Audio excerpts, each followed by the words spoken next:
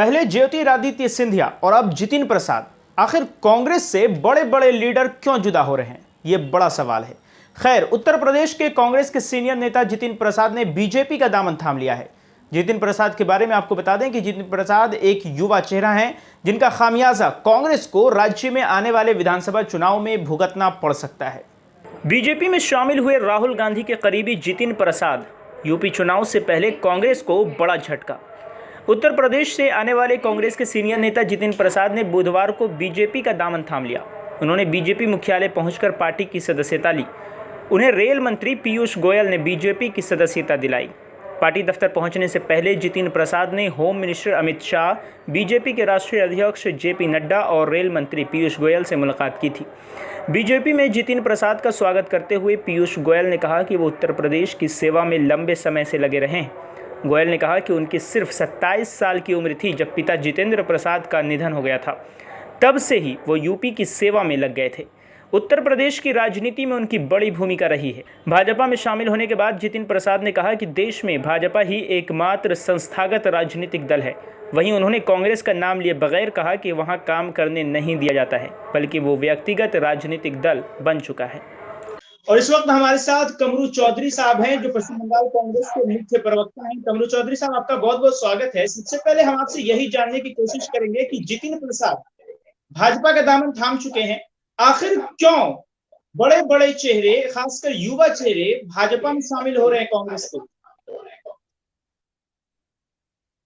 नहीं, भाजपा में शामिल हो रहे, कौन शामिल हो रहे हैं भाई? जो लोगों का आज जो है करियर और एक अपॉर्चुनिटी, कई नौकरी पेशा आदमी एक दूसरे जगह से नौकरी करते हैं तो कई बेटर अपॉर्चुनिटी मिल जाता है, चले जाते हैं। तो ये लोग है करियर पॉलिटिशियन है, ये आइडियोलॉजिकल पॉलिटिशियन नहीं है। देखिए, जितिन प्रसाद जो बंगाल के प्रभारी थे, आज केंद्र में जब यूपीए की सरकार थी वो दो बार तीन बार मंत्री रह चुके हैं। आज प्रदेश, हम लोग का जो एआईसीसी के जनरल सेक्रेटरी है इस वक्त बंगाल के प्रभारी बना गए, तो उनको और क्या चाहिए था? ये जो है टोटली अपना एक स्वार्थी पॉलिटिशियन है, जिनको आइडियोलॉजी का कोई मतलब नहीं है। ये अपना इधर से उधर दल बदल कर सकते हैं। कांग्रेस ऐसा एक संस्था है जिसमें कि कोई भी आए कोई भी जाए, लेकिन फर्क कोई नहीं पड़ेगा। ये सब पॉलिटिशियन, ये रादर हम एक शब्द में बोलेंगे, ये कांग्रेस पार्टी का ये लोग बैगेज थे, जो बैगेज अब धीरे धीरे उतर रहा है ताकि कांग्रेस पार्टी आगे बढ़ सके। पर कांग्रेस पार्टी का फिर भविष्य क्या है? आखिर कौन भविष्य तय करेगा? जब युवा चेहरा ही कांग्रेस से जुदा हो जाएंगे तो फिर कांग्रेस का भविष्य फिर क्या बचेगा? आप किसको युवा बोलते हैं? श्रीनिवास को युवा बोलेंगे कि जितिन प्रसाद को युवा बोलेंगे कि माधवराव सिंधिया का लड़का को बोलेंगे युवा? अब जितिन प्रसाद जैसा आदमी, उनका हैसियत क्या है? उनका पिताजी जितेंद्र प्रसाद जो कि कांग्रेस के राजीव गांधी के सलाहकार हुआ करते थे, उनका ये राजनीति में आना, उनका फादर का वजह से वो आए, यहाँ पे आकर अपना जगह बिना मेहनत किए हुए बना लिए। हम युवा नेता उसको आज के डेट में, जो राहुल गांधी और प्रियंका गांधी जो संगठन में मजबूती लाने का कोशिश कर रहे हैं, वो ग्रास रूट का युवा नेता को उभर कर लाना चाह रहे हैं, ना कि ऐसी पॉलिटिशियन हो जो कि अपना करियर के सिवा और कुछ उनको सोचता नहीं है। ये इस तरह का युवा पॉलिटिशियन कांग्रेस पार्टी को दरकार नहीं है। राहुल गांधी, कमरू चौधरी साहब, राहुल गांधी भी एक युवा है, उसके बावजूद जितिन प्रसाद के बारे में अगर बोलें तो जितिन प्रसाद भी राहुल गांधी के बहुत ही करीबी माने जाते थे, और उसके बाद अचानक से वो बीजेपी में चले गए। आखिर राहुल गांधी एक युवा होकर युवाओं को क्यों नहीं संभाल पा रहे? क्या वजह है? आखिर वजह क्या है? नहीं, देखिए, राहुल गांधी का लीडरशिप जो है वो सबको लेकर चलने का है लीडरशिप। अगर कोई अपने आप को समझे कि हम बहुत बड़ा लीडर बन चुके हैं, हकीकत में उनका कोई ये नहीं है। हमारे लिए वो लीडर है जो ग्रास रूट में जाकर 50 आदमी जुगाड़ कर सके, लोगों का मदद कर सके, लोगों का इशू को लेकर सामने उजागर कर सके, उसमें आंदोलन कर सके। अब एक भी ऐसा इशू बना दीजिए, बता दीजिए, जो जितिन प्रसाद ने अपना कार्यकाल में कांग्रेस पार्टी में उन्होंने किया होगा जनहित में। उन्होंने क्या किया? एक ब्राह्मणवादी संस्था बनाया उत्तर प्रदेश में, जो भी जातिवाद में वो विश्वास करते थे। कांग्रेस का आदर्श तो उस चीज का है नहीं, तो इसीलिए धीरे धीरे कांग्रेस जब तक है कांग्रेस एक आइडियोलॉजी के बेसिस पे चलता है।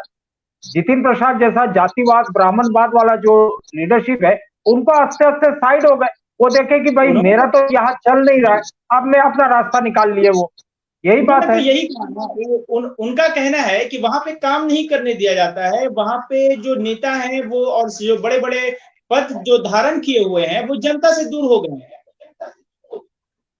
नहीं, अब सवाल तो उन्हीं से पूछना चाहिए था ना ये वाला, कि आप रहते हुए इतना साल यहाँ पे मंत्री रहे, 3 3 बार जनरल सेक्रेटरी रहे, आपको पश्चिम बंगाल का प्रभारी बनाया गया, तो आपका भूमिका क्या था पार्टी में, ये आप उल्लेख कर दीजिए, तो उत्तर भी वहीं पे मिल जाएगा। आज युवा का जो प्रतिभा कांग्रेस पार्टी में आया हुआ है इस वक्त, हम उसमें बहुत गर्व है। अब देखिए यूथ कांग्रेस का प्रेसिडेंट श्रीनिवास आज जो है कि जिस तरह से कोरोना काल में जिस तरह से लोगों का मदद कर रहे हैं, वो अपने आप में एक भी मिसाल है। आज प्रदेश कांग्रेस में ही देख लीजिए ना आप, बंगाल में हमारे पास है 42 43 साल में हम पावर में नहीं है, लेकिन आज जिस तरह से मदद कर रहे हैं लोगों का, हमको इस टाइप का लीडरशिप चाहिए, ना कि जो एसी चैम्बर में बैठ के अपना बड़ा बड़ा भाषण दे रहे और अपना स्वार्थ के लिए अपना जो मर्जी वो कर ले। तो ऐसा लीडरशिप हमको चाहिए नहीं। और इन लोगों का वजह से ही आज जो है कि ये छुपा जो आरएसएस का दलाल थे पार्टी के अंदर, धीरे धीरे छट रहे और हम बहुत खुश हैं। आज देखिए आप उदाहरण ले लीजिए तृणमूल कांग्रेस का, जितना भी आरएसएस के दलाल तृणमूल कांग्रेस में थे चले गए ना बीजेपी में, लेकिन फिर भी पार्टी उभर कर आई है। आप धीरज रखिए, भारत में कांग्रेस एक ऐसा पार्टी है जो कि आइडियोलॉजिकली आरएसएस के साथ लड़ाई कर रही है, और वो लड़ाई में हम जब तक जारी रहेंगे, एक भी सीट ना मिले लेकिन फिर भी हम लड़ाई करते ही रहेंगे हमेशा। हमको ऐसा लीडरशिप चाहिए नहीं जो कि आरएसएस का एक महीना पहले गाली गलौज कर। जी बोलिए। जितिन प्रसाद ने यह भी कहा कि व्यक्तिगत राजनीति वहां पे होती है, यानी कि वहां पर एक ही परिवार के लोग हैं और वहां पर एक पारिवारिक चलता है, पारिवारिक राजनीति, व्यक्तिगत राजनीति चलती है।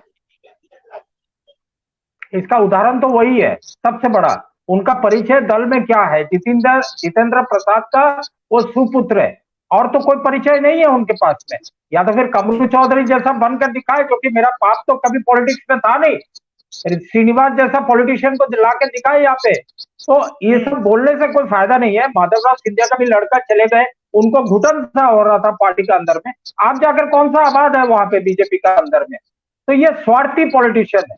बार बार जमशेद भाई मैं एक ही चीज बोलना चाहता हूँ, ये लोग जितना जल्दी छाटेंगे, हम नया दल को फिर से निकाल कर लेकर आ पाएंगे कांग्रेस पार्टी को। शुक्रिया।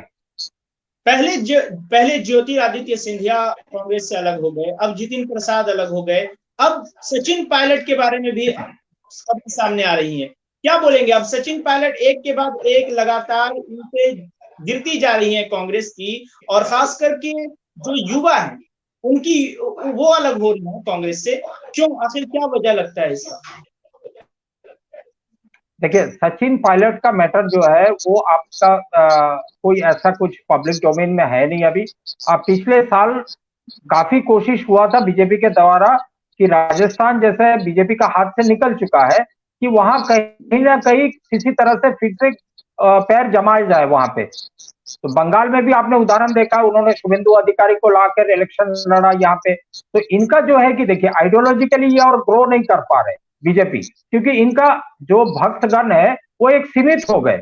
और देश जो इस वक्त है, सारा देश, चाहे कांग्रेस पार्टी हो चाहे विपक्ष की सारे पार्टी हो, एकजुट हो रहे धीरे धीरे।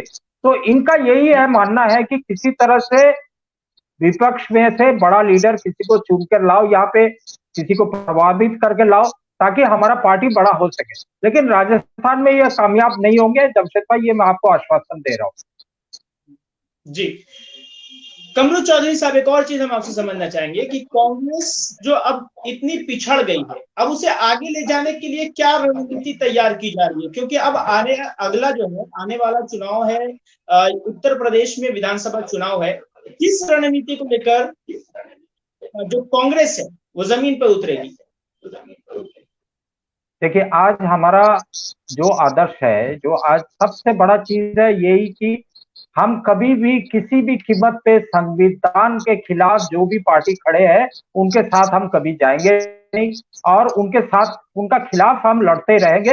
ये कांग्रेस पार्टी शुरू से इसमें वचनबद्ध है। संविधान को मानना, socialist Republic secular democratic country को बचाना, ये कांग्रेस पार्टी का मूल उद्देश्य है इस वक्त। उसमें सत्ता हासिल करना कभी भी नहीं है, ये याद रखिएगा। सत्ता हासिल करना होता तो मध्य प्रदेश का सरकार हमसे छूटती नहीं, कर्नाटका का सरकार हमसे छीना नहीं जाता, या तो फिर बोलिए आप उत्तराखंड का बोलिए, गोवा का बोलिए, मणिपुर का बोलिए, तो इस तरह से नहीं होता हमसे छीना। लेकिन हम आज भी लड़ाई कर रहे हैं अपना आदर्श का वजह से। हम कभी भी Congress party play to the gallery कभी नहीं खेलते हैं। हम आदर्शवादी पार्टी है। हमारा लोकसभा में अगर एक भी सीट ना आए उससे कोई फर्क नहीं पड़ता है, लेकिन हम आदर्श को कभी भी नहीं छोड़ेंगे। चलिए, बहुत बहुत शुक्रिया हमसे बातचीत करने के लिए। हमारे साथ कमरू चौधरी साहब थे। उनका साफ कहना है कि कांग्रेस जो है वो सत्ता हासिल करने के लिए आदर्श को नहीं गिराती, बल्कि वो जो है आदर्शवादी पार्टी है। यानी कुल मिलाकर अगर हम कहें तो जितिन प्रसाद ने अब बीजेपी का दामन थाम लिया है। और सबसे पहले ज्योतिरादित्य सिंधिया ने कांग्रेस से अलग होकर बीजेपी में चले गए। उसके बाद अब जितिन प्रसाद, अब खबर ये भी आ रही है कि सचिन पायलट भी अब बीजेपी में जा सकते हैं।